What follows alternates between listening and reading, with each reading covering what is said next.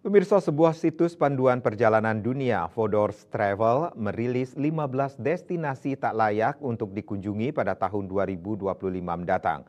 Pulau Bali menjadi urutan pertama destinasi yang tak layak dikunjungi atau masuk dalam Fodor's No List 2025. Hal ini dikarenakan Bali telah over tourism dan tak dapat menangani permasalahan sampah plastik.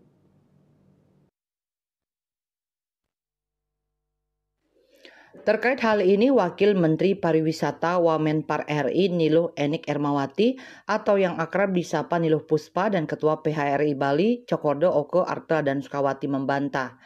Niluh Puspa mengatakan Bali belum mengalami overtourism. Dikatakan saat ini yang terjadi di Pulau Bali bukan overtourism tapi adanya penyebaran wisatawan yang kurang merata karena penumpukan di Bali bagian selatan.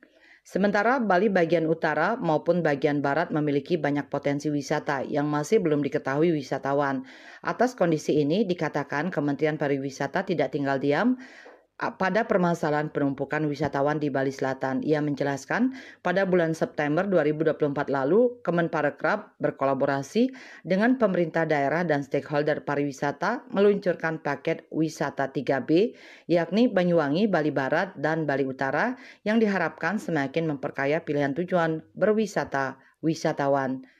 Paket wisata yang ditawarkan meliputi seluruh daya tarik yang ada di masing-masing daerah, mulai dari alam, budaya, buatan, desa wisata, dan lainnya. Kemenpar juga telah mengajak komunitas wisata untuk berdiskusi soal pengembangan wisata di Bali Utara dan sejumlah wartawan nasional maupun asing untuk meliput langsung sejumlah destinasi di Kabupaten Buleleng, Bali Utara. Kemenparekraf juga terus mendorong kolaborasi dari kementerian dan lembaga terkait aksesibilitas.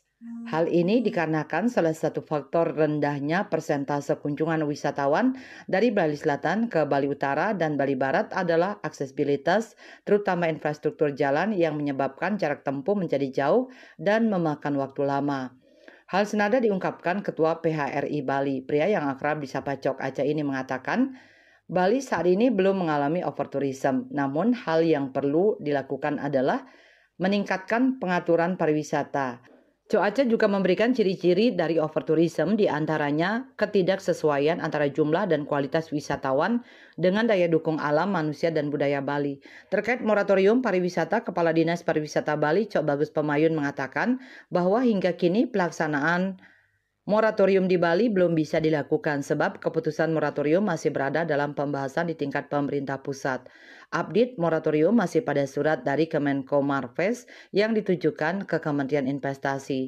Kebijakan moratorium seharusnya mulai berlaku sejak 14 Oktober 2024, namun hingga kini implementasinya belum bisa direalisasikan.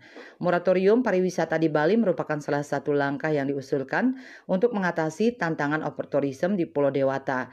Bali masuk ke dalam daftar destinasi wisata No List 2025 oleh situs panduan perjalanan Fodor's.